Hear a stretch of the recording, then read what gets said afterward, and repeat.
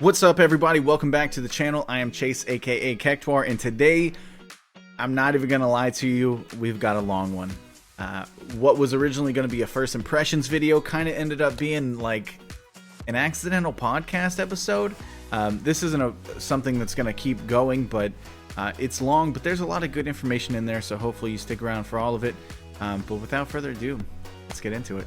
So with us today in the video, we're going to be talking to a friend of mine who I actually met through Splatoon 2, goodness, probably 4 or 5 years ago at this point, but someone who has climbed the ranks in the game and who I would consider to be an expert, and hopefully he considers himself to be an expert as well.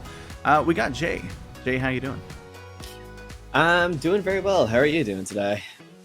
I'm so good. Yesterday was like I tweeted out that it was like a holiday. Like, I can't explain the feeling of being able to sit around. And the first half of the day was even at work, just sitting down and playing the game for the first time. I didn't get to experience that for Splatoon 2. I didn't really know about the franchise. So this time, I got to get in on the hype, and the hype was freaking real. Yeah, no, definitely. I was very excited, just waiting all day for it. And just like I did with the Splatoon 2 Splatfest, I spent quite a lot of time on it. Yeah, you got to, like, the max rank. I think at one point you said it was +2. What did you finish the Splatfest at? So you can go, like, you can keep going in the Splatfest as far as you want, but I ended off at Rock Ruler +2. I saw some people get, like, up to +6 almost. That's insane to me. I didn't even make it to Rock Ruler, but I had to stop playing at work to do work, unfortunately. But I got close. I think I got, like, halfway through the last rank before Ruler. So I'll take it. It's not too bad. Yeah. But Jay, talk to us a little bit about your qualifications. What makes you, or I guess just tell us about your Splatoon history, like how you climbed up the ranks in the game. So, hello everybody, I'm Jay, but I go by JKing or Game Nerd on a lot of places. So I got started in Splatoon about 2018, like around, I'd say mid-year. I started playing the game a lot more, like looking into the ranked mode. And over time, I just felt myself wanting to like keep playing, get better, and start improving. So that was like one of the biggest parts of it. I joined my very first team around July or August of 2018, known as Extreme Squids. And shortly after that, we started playing in scrims, tournaments, and everything. And I've been playing ever since then, pretty much. Despite having a lot of on and off breaks, I have constantly been trying to keep up with streaming, playing competitively for tournaments. I have been going to local tournaments. I'm going to one again currently that I went to last year called Riptide, which I managed to get into the silver bracket for. And despite me not being like as a huge community figure, I definitely have had quite a lot of experience with a lot of competitive players. I've gotten to know quite a few of them. I've become friends with some of them. So I definitely have had quite a bit of experience when it comes to the competitive side of Splatoon. For sure. And you're still very young as well, so you're still working your way up that ladder. Like, you started at a young age. Correct me if I'm wrong, but I believe you were still in high school when you got started on Splatoon 2, right? Yes, so I was, so by the time I started really getting into the game, I was in my sophomore year of high school, actually. And I was about 15 at the time, and I turned 16 later on. I went into my junior year. And I definitely think after I started getting into that area, 2019, 2020 was definitely my biggest improvements with everything when it came to Splatoon. So I've been playing since I was 15, and I'm currently 20 now. So I've had about almost 5 years, I'd say, into playing the game. It's crazy to think that we've known each other for about 5 years at this point. Because, again, we met in Splatoon 2, but like it was right around the time that I believe both of us were getting started in the game, which is just wild to think about. Yeah, I believe like I randomly stumbled upon your stream one day, and I just started kind of like hanging out, joining you for turf matches, and then later on I actually started talking to you just like in your Discord server, and it eventually kind of just led to all that. Yeah, and you forgot to mention just absolutely kicking my ass at any opportunity that you got. I think maybe it was a fair playing field at the start, and then you quickly surpassed anything that I was capable of. Yeah, I think I reached all X rank back in, I think, early to late 2019. I think it was like early to mid. That's the last time I remember, and I kind of started playing then, but it kind of just depends. I don't fully remember when I reached it. Gotcha. So it's safe to say that you're the expert especially in this situation where I'm a more casual player, especially at this point in my life, being a dad, and I got other priorities, unfortunately. Oh yeah. But you're the person that I go to, like, if I have questions about the game, or if I wanted to talk about more high-end parts of the game, you're the first person that pops up in my mind. So having said that, let's talk about first impressions of Splatoon 3. What did you think of the game? So compared to Splatoon 2, I definitely think Splatoon 3 is a very much needed improvement over Splatoon 2 in a whole lot of aspects. Splatoon 2 was definitely a lot of improvements over Splatoon 1, but Splatoon 3, in my opinion, feels like a legitimate sequel to Splatoon. Absolutely. And I'll go as far as to say, like, Splatoon 2 is not a bad game. In fact, it's a great game. But Splatoon 3, with a single day of it being out, makes Splatoon 2 already feel like a lesser game. And that's wild to definitely. say. So as far as the changes, like, what were some of the things that you really liked to see in the game? Again, it's only been, we got 12 hours with the game, but there was a lot revealed to us, both in the direct and the afterward in the Splatfest as well. Yes. So I think a lot that I was really excited for was definitely a lot of certain, like, definitely a lot of the gameplay improvements, in my opinion. A lot of it was also, like, kind of quality of life aspects. I think one of the biggest things I loved right out of the gate was being able to sit in the training room and just practice with weapons and stuff while waiting for a match. That was one of, like, my favorite things right off the gate, because you could take the weapons that they added, such as the Stringer or the Swatana, and be able to actually try those before you get into a match to see how they actually play. Yeah, absolutely. And that's one of the things that I had here on my list as well. I jotted down a bunch of stuff before we started. But the training room was such a nice touch.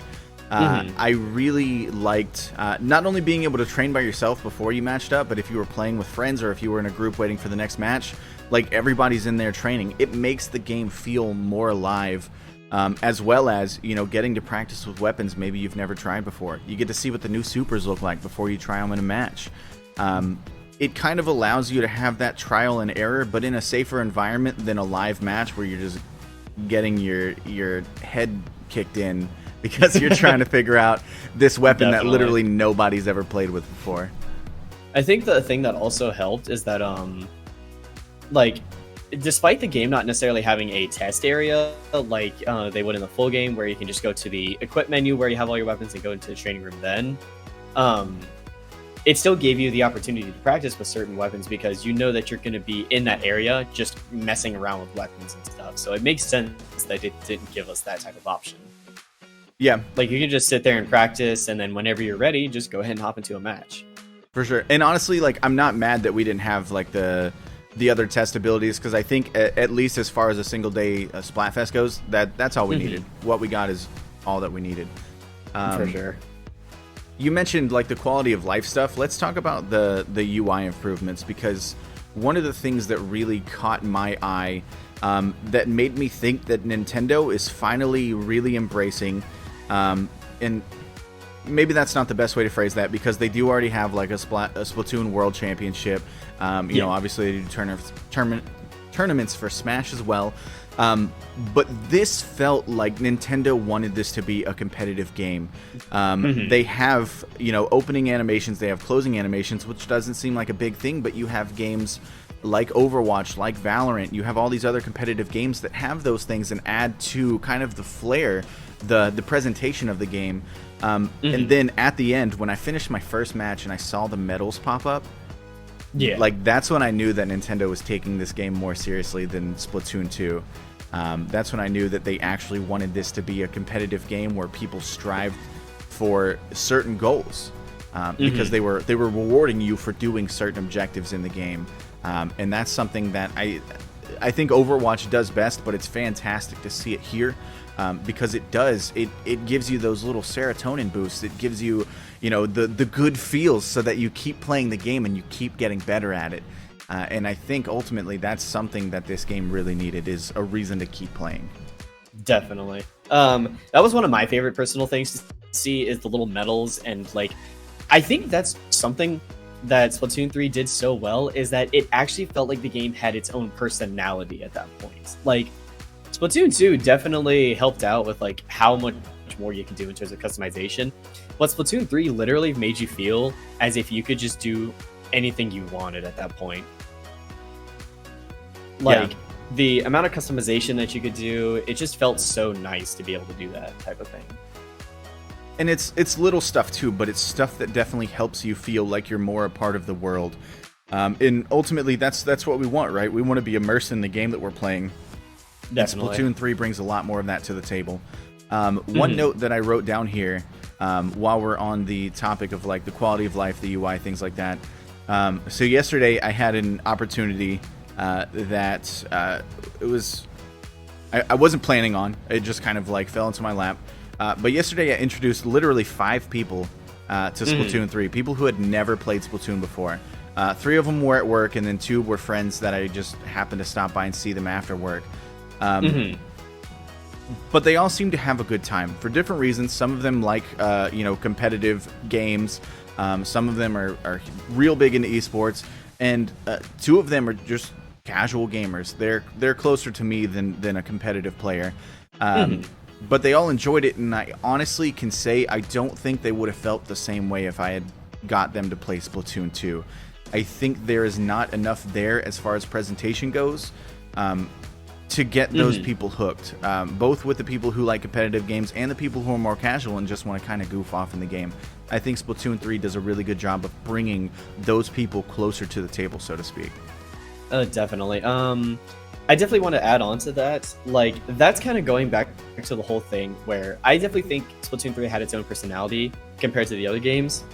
Where you look at Splatoon 1, the game is really good for what it was, and then Splatoon 2, it improved on that, but it felt like something was missing. It just kind of felt like a glorified redo of Splatoon. It did feel a little bit like Splatoon 1.5, and I can say that as someone who spent, I'd say, well up to 1,500 hours in this game so far.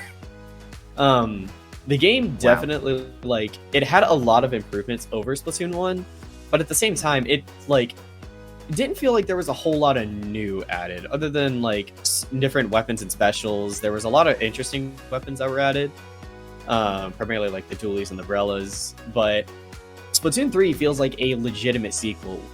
When you just look at base gameplay and everything, how much flair there is, how much personality it has to every single character or movement, it literally feels like a whole new Splatoon game. It feels like a new era of it, essentially. Yeah, and I'm glad that you mentioned that, because there are the people on Twitter, and I'm sure other social media platforms as well, that are saying Splatoon 3 should have just been DLC for Splatoon 2.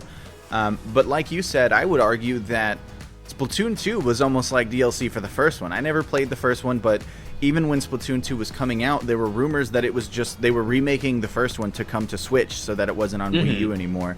And I think we saw a lot more of that in Splatoon 2, as far as it being, like you said, Splatoon 1.5 than Splatoon 3 being Splatoon 2.5. Yeah. I think if you're going to say any of those games should have been DLC, it's definitely Splatoon 2.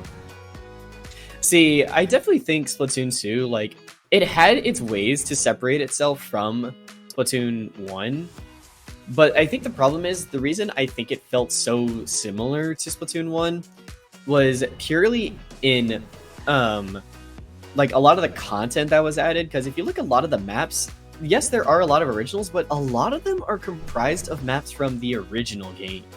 Yeah. Whereas Splatoon 3, it seems like they're trying to really carve out an identity, and I think something I love that Splatoon 3 showed is that they want to bring back the old maps, but they have revamped the ones that they brought back. Maps like Mahi Mahi, I'm trying to remember the other maps that were introduced. I know Mahi Mahi was one of the big ones. Oh, Museum de Alfonsino. Yes. That one was both of those maps, despite having the original like layout, it felt so much better and felt more revamped than Splatoon 2 did, where it only added like slight improvements to it, like making some maps wider, whereas like Mahi Mahi, that was redesigned from the ground up. That map, in terms of layout, does not match the original map in the slightest. And honestly, I'm good with that. I think that there's something to be said about, like, I don't know if nostalgia is the right word because it's not that old, but like there's something to be said about familiarity of the older maps, but there's no reason to not change it. I like that they went through and made the updates. I like that they're focusing on the new. If in the quarterly updates that they're doing, you know, they said they're going to support the game for 2 years. In those updates, if they add in old maps, like for instance, if they add in the mall, I'm not going to be mad about that. It's one of my favorite stages. But if they say, hey, we're bringing the mall back, but here's what it looks like now, and it's something different, it's got a new twist on it, I'm not going to be mad about that either. Like, this is the map that I really love, but now it's a new version of it, so I can learn to love it all over again. So definitely. I think this is Nintendo addressing a lot of criticism because of things like, you know, the Mario Kart 8 DLC. A lot of people are saying, like, oh, it's old tracks, like, or they're direct ports from the Mario Kart mobile game. Yeah, that may be true.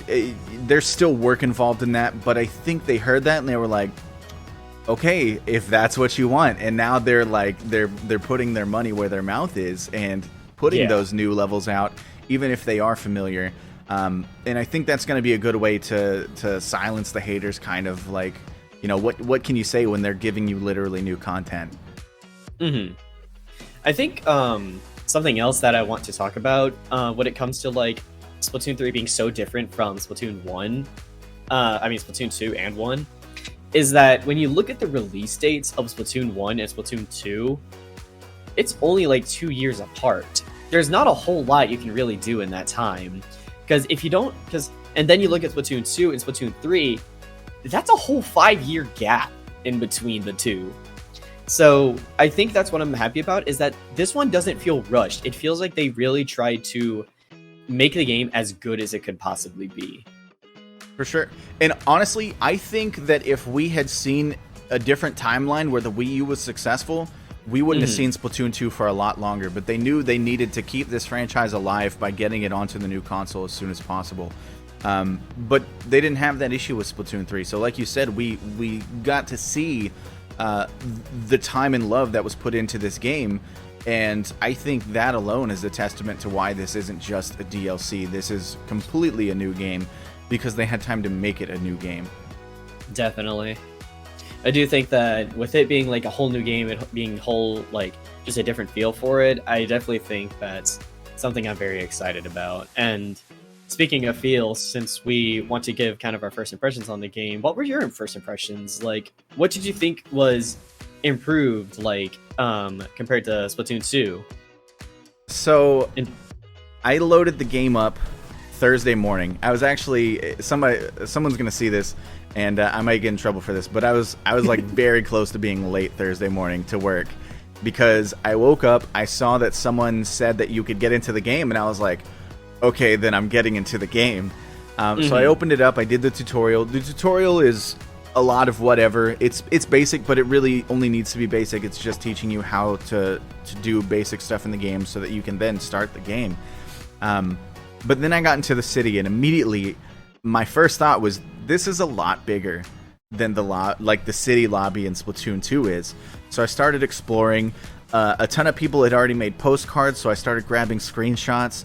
And one of my favorite things about Splatoon 2 was going around after I'd played a bunch of matches, so I had new people hanging out in my city, and I would go and get screenshots of their cards because a lot of them are really fantastic art, or they're funny, or they're just weird, but they give so much personality to the game. So it was like I was immediately back in love with Splatoon, just going through getting the pictures of postcards, and I'll post some here so you guys can see them.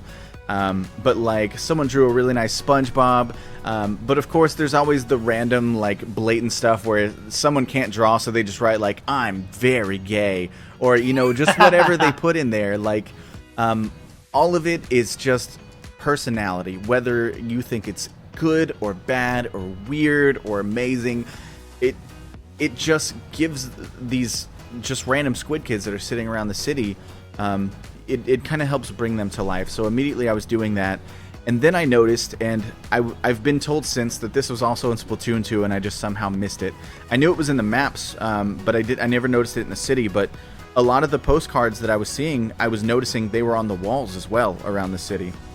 So it made the postcards look like graffiti, which, again, like a lot of them are works of art. So then seeing this portrait of one of the idols that someone made on their postcard being posted up on a wall, it looks like this mural now. And I thought that was amazing. So I started grabbing screenshots of that, and I was just in awe of everything. So I guess that's a really long-winded way of saying that even before I got to shoot my gun for the first time, I was sold on Splatoon 3. I was just like, this is incredible. Like, this already looks more fun. I'm very excited for that. And then of course the gameplay was just the icing on the cake. We already talked about the medals. The first thing I did was play the Splatana. It's super fun. It's a little tough to get used to because I think I tried going into it like it was a brush, and it's not a brush. It's close, but it definitely has its differences. So I did a lot of trading off, but toward the end of the night, you know, I was getting better with it, and like popping up out or hiding behind a wall with your attack charged and waiting for somebody to come around and just obliterating them is such a good feeling. But I think that there's going to be a lot of that in Splatoon 3, a lot of those good feelings. It seems like there's more terrain to work with in the game. It seems like the maps are a lot more open. If you know where you're going in the map, you can get to the enemy side of the map in no time at all, and you can force them to play the way you want them to play. And I think there's going to be a lot more of like enemy manipulation is what I'll call it. Forcing them to focus on you instead of focusing on the objective, if you choose to play that way, and that really excites me about the game as well.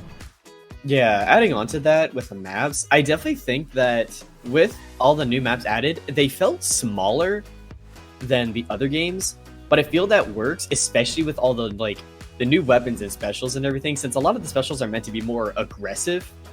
Especially with a lot of the new weapons added, like they kind of complement all their kits. I definitely think having the smaller maps leads to even more fun games, because you know that you're bound to get into a confrontation with an enemy eventually, and that just adds to the intensity of it. With each map being so small, you only have so many places you're gonna go. Like, for example, the new map Scorch Gorge or Mincemeat Meat Factory. I don't remember the full name of it, but it's that stage. Both of those maps felt incredibly small, with areas in the middle of the map that felt highly contested. Like, especially with Scorch Gorge, how it had that one very top center in the middle of the map. Everybody, like snipers or the stringers, would try and get up there, and it felt like you constantly had to try and get aggressive in order to push them off that place and take control of it. Yeah, and I noticed that in a few maps even, like there are really good vantage points for people who want to play with longer range weapons. There's also like the levels are just more they're varied. So for instance, I mentioned the mall earlier in Splatoon 2. The reality is that's one long strip in the middle, and then there's one strip on each side that kind of comes in toward the level and then goes back out again. But really, those are the 3 lanes that are in that level. Splatoon 3, the maps that we played, like you said, they're smaller, but there's a lot more going on. There's more stuff to hide behind. Even if it's low walls, you can shoot over. But there's a lot more jumping involved. It's like this may be officially the first platform shooter. I don't know if that's been a thing before, but I think that's what this would be classified as, because there is a lot of jumping involved. There's a lot of inking terrain, so you can get enough speed to make it to a farther out platform. Or there's climbing up and going across the grates that you can't swim in, so you have to just be careful in order to get to an enemy's base or to have that vantage point. So there's risk and reward there, but there's also a lot more terrain. We're not just staying, it's not like the skate park where there's the one high spot in the middle, but the area around it's pretty open, and that's basically where everybody's fighting. People can hide, people can be aggressive, people can play support more. I feel like the way that they develop the levels lets you pick and choose the way that you want to play the game. And I think that that's something that brings a lot more strategy to Splatoon 3, which I don't know I necessarily cared or even thought about in Splatoon 2, because then it's just like, okay, grab your gun, we're going hunting. So I really liked seeing that. I definitely think adding on to that, I think Splatoon 3 feels like an arena shooter, if that makes sense. Like, you have a lot of small maps, you have a lot of varying weapons that all kind of do the same thing. And it feels like you're going to constantly get into fights. There's constant areas of contention. But overall, it's still the same gameplay, just so much more refined. Yeah. And honestly, I would consider Splatoon 2 an arena shooter as well. But I think that the arena is much more literal in Splatoon 3. Oh, definitely. Like you said, you know, it's it makes everything feel like it's more of a fight. I don't think there was a single match that I played yesterday where I wasn't like on the edge of my seat. I constantly felt like there was danger around, you know, checking my back, making sure nobody got behind me, because it's so much easier for people to get behind you. And honestly, I think that's one of the biggest things I'm going to have to learn about the game is like, in Splatoon 2, the enemy was always coming from in front of you. Like, I don't know that there are any exceptions, and if there aren't many. To that, they were always at the start of the map. They were always going to come from the front. You were going to run into them. But in a lot of these maps, like, you can just be leaving your base, and if they're quick enough about it, they're already behind you and ready to go. So you've got to be aware. I think that comms are going to be much more important in this game than they were in Splatoon 2, especially at a competitive level if you're trying to do ranked. As I mentioned earlier, I think this is the esports game that Nintendo has kind of been shy about pulling the trigger on for a long time, but it's here. Like, everything about this game screams we want this to be competitive. Yeah, I definitely do hope that Nintendo gets better at supporting the competitive side of Splatoon. I'm not going to go on a huge tangent about it, but one thing I do want to see is like more people kind of like promote the competitive side of Splatoon, like take more interest in it, because the Splatoon scene has had like actual competitive team sponsors, for example, like In Control Nation, Carnage Gaming, Ghost Gaming, of all things, Set to Destroy X. All of those types of teams have really helped like kind of give us some legitimacy when it comes to this. But I feel like with this new game coming out and how serious it actually is looking to be, I definitely hope that some things like that really help boost like the game's kind of popularity. Yeah, fingers crossed on that. But I think that if ever it were going to happen, now is the time. Also, I wish I had my Ghost up here with me so I could just like product placement on the screen right now. But unfortunately, it's downstairs in the cabinet. But I do love me some Ghost Gaming, so hopefully they get more involved, because that would be very cool to see. Yeah. I think one other thing I want to definitely touch on is like the weapons and specials and how they felt. So for those of you who don't know, I am primarily a charger person. I play a lot of the snipers in the game, and I'm saying it now, the snipers in Splatoon feel so good to use. So the difference between Splatoon 1 and Splatoon 2 was that the chargers in Splatoon 1 were essentially known as hit scan chargers, where wherever your shot was placed, as soon as you let go of the trigger, it was going to be right at that end. Whereas Splatoon 2, it had a bit of a travel time, so in order to hit somebody who was moving, you essentially had to be able to predict where they were moving and shoot then.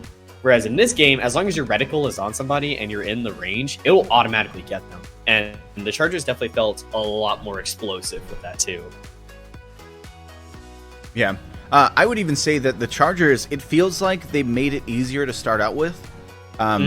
But it still has that high skill cap, right? Like, so charger can be a very intimidating weapon to new players, at least in Splatoon 2. But one of the people that I introduced to the game yesterday, they were like, hey, I'm just going to try this out.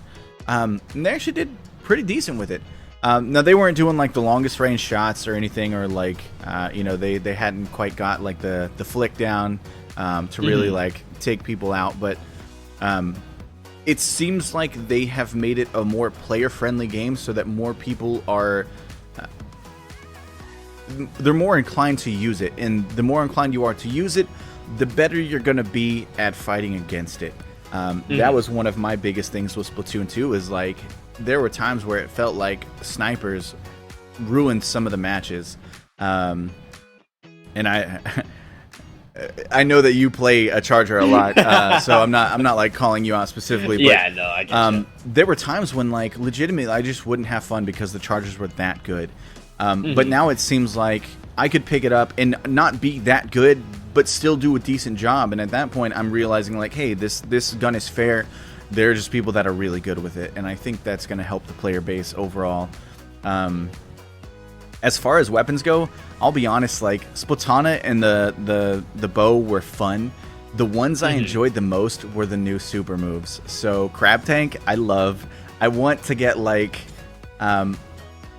if you remember, like way back in the day, before I was ever like Kektuar, before I was Chase Plays Online, before I was even Chase Walker TV, I was Mentally Chill Gaming, and I had like the blue brain as like my stream mascot. I remember that. I got the artwork done of like my mascot doing the Tenta missiles. I think now I want to get a Cactuar riding on a Crab Tank and put that on a shirt, or just literally anywhere that people will let me put it. That thing is so fun. I didn't even know at first that you could hold the swim button and roll around in a ball so that it moves faster. I was fine with it being mostly stationary and just wrecking people with it. I got wipeouts probably 3 or 4 times at least with the Crab Tank, because I would like run into a base, get people to come to me, and then as soon as they were about to kill me, I would pop the Crab Tank and just unleash on them. And just super baited. It was probably the most fun weapon that I had, or that I played with in the game. I definitely think out of the specials, I think my most fun, I had a lot of fun with the Reef Slider, which was the shark. Yeah, Reef Slider is sick. Yeah, Reef Slider was definitely fun. I think one of my favorite clips I got was where I managed to Reef Slider into the enemy base, get a double kill, and then sneak up behind somebody who was in a Crab Tank and get a triple. Oh, so nice. That was one of my favorite. That was one of my favorite clips. Crab Tank definitely feels a whole lot of fun to use. I think my least favorite. Well, I don't necessarily think I have a least favorite special. The one I didn't use a whole lot was Inkjet, just because I kind of know what it's gonna feel like, just because it's from Splatoon 2. I think one special that I definitely used a lot was the new Killer Whale, just because I played the Stringer a lot, and the Killer Whale felt really fun, and along with Inkvac as well. Inkvac, especially if you know what you're doing, if you're a good charger, it is a very, very welcome addition to the kit, because it gives you a way to like try and get like AoE damage rather than just constantly relying on bombs or straight shots. Yeah, honestly, the Inkvac surprised me. I didn't realize that it was in the game. And I told you I had the new friend playing with the charger. The first time he used it, I was like, whoa, what the heck is that? So he's like sucking up this ink, and then all of a sudden just shoots it back out, and I was like, oh, that's sick. So that was really cool to see, like, in the moment. Another one that I really didn't use a whole lot, and I didn't even really see anybody else use except for maybe a couple of enemies, but the like the refreshment stand, the cooler, I didn't see a whole lot of people playing with that. There's actually, so from my experience, I've actually faced a lot of people who use that, but that was mainly because I was in like the pro section of the Splatfest, but I also did it in normals as well. Tacticooler, I think that's one I have a lot of concerns about, purely because of how busted it is. So, for those of you who don't know, Tacticooler is a new special that was added, where if your teammate walks up to it, they can get a refreshment, which essentially gives them a boost to a lot of their stats, such as movement speed, inking, ink consumption.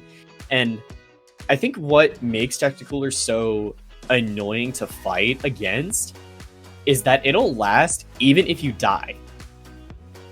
So basically, if you are in a team fight and you take a Tacticooler, but you get splatted shortly after, Tacticooler will make you respawn in like a second, and then you can immediately jump back in. So Tacticooler, I definitely think that's one of my main concerns, is just because of how it acts in terms of gameplay. It just definitely feels a little too strong, and I feel like a lot of people, and I feel like it could be abused, especially with like all the buffs it gives. So I think that's one of my biggest concerns, but I think it's a good special regardless. It definitely seems like it has the advantage, but honestly, like, I didn't even just reading the description of it, it doesn't tell you what the buffs do. In the direct, it made it sound like each can gave a different buff. Yeah. But in the description, it does say, like, if you die with the buff on, you instantly respawn. And like you mentioned, I think that's really the biggest reason to grab it. If you can drop that in a base, or somewhere where all 4 people can easily reach it in a reasonable manner, then all of a sudden you've got a full team where even if they wipe your entire team, everybody's just coming right back immediately. And I think that's the scariest part of it. I don't even, like... I think it's going to take more time to kind of figure out, like, how helpful the boosts are, whether, you know, how much it increases your swim speed or how much it decreases your ink consumption, whatever the case may be. I think until we get, like, more statistical information on that, the scariest part of that is definitely the respawn. And I don't think even once we have the numbers that the boosts are going to come anywhere near the, like, the benefits of not waiting to get back in the match. Yeah, I definitely think that the boosts just, like, maybe kind of reduce, like, the time that's being used on it, because I feel like they last for a little bit longer. I think the main thing that just makes it annoying is how fast someone can respawn, along with movement speed. Like, that increases your movement speed a lot, so even slow weapons can cause you to just go insanely fast, and it lets you get even more aggressive. Which I'm glad that it encourages a more aggressive style rather than just sitting back and playing, but at the same time, it does feel a little unfair if you're playing a weapon that can get easily taken out. So I definitely think, like, the time for it lasts a tiny bit too long, so maybe reduce that.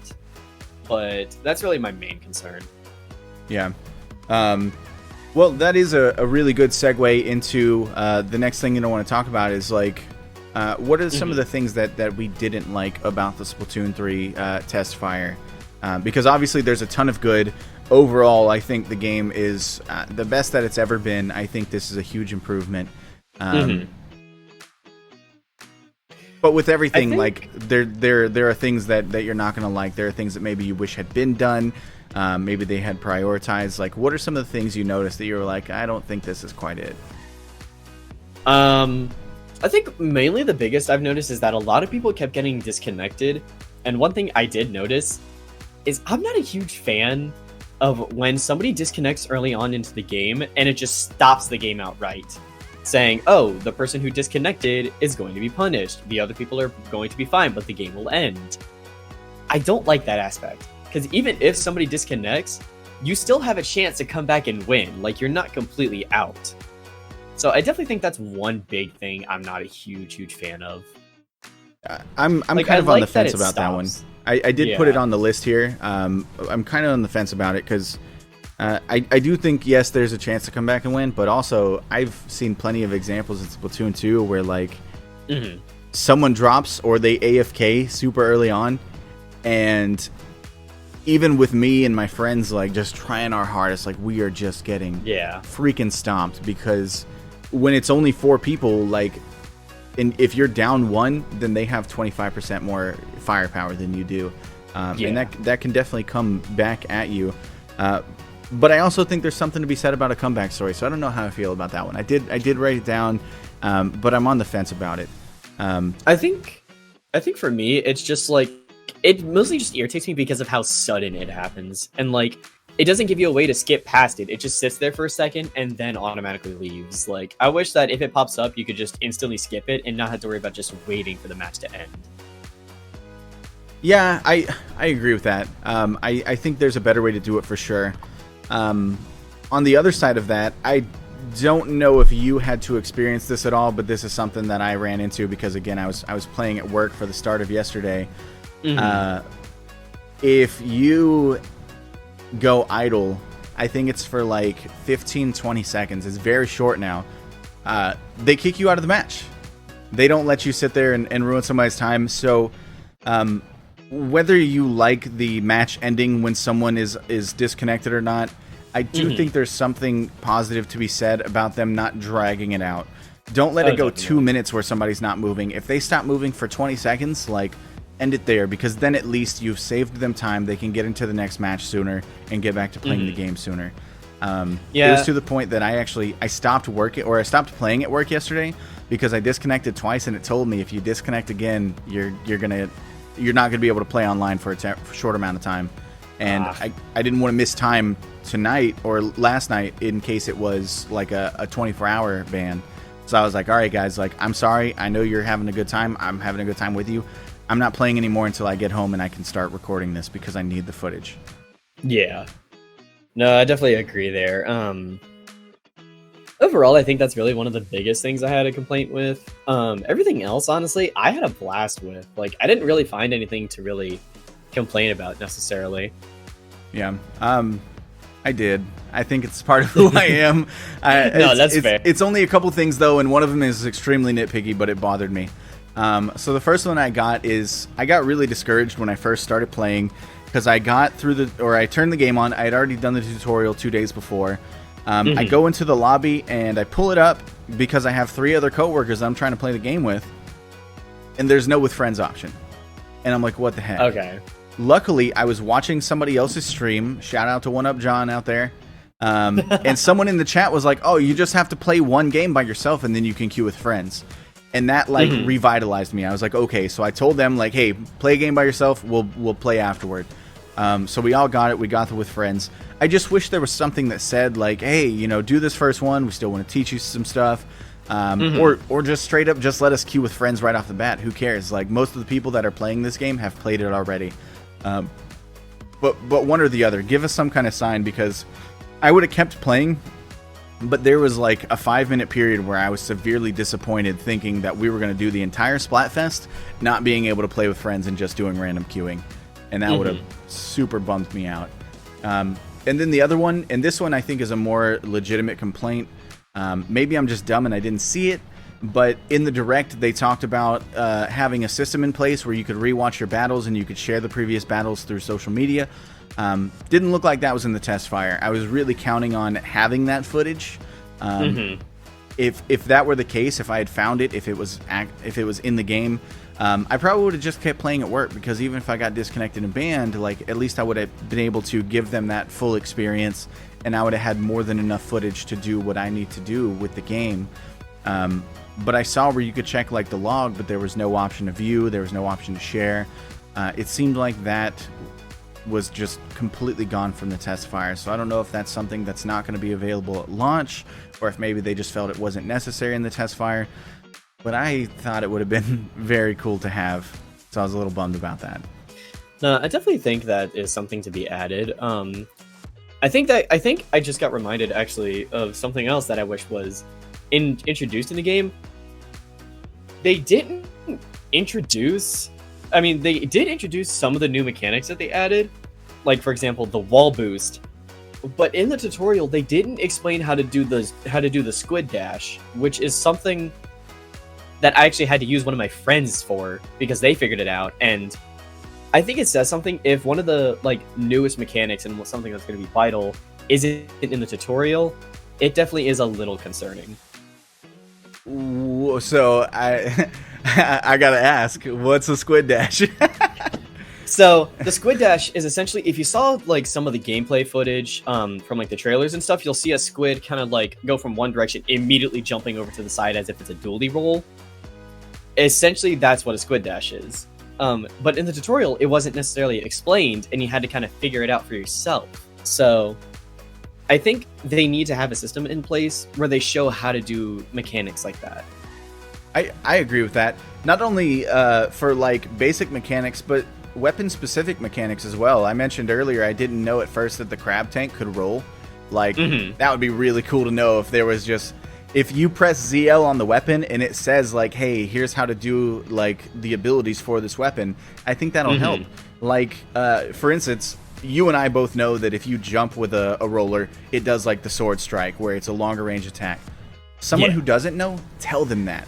Let them know, because that's something I had to learn. I noticed someone else doing it, and I asked Chad at the time, hey, how are they doing this? I remember when you guys taught me that I could dodge roll with dualies when I was first starting out. That's a huge thing, and they don't tell you those things. It's just kind of like, yes, they're giving us a place to practice now, so maybe you can find it out a little easier, but you still have to just like basically pull the weapon out and just start pressing all your buttons to see what they do.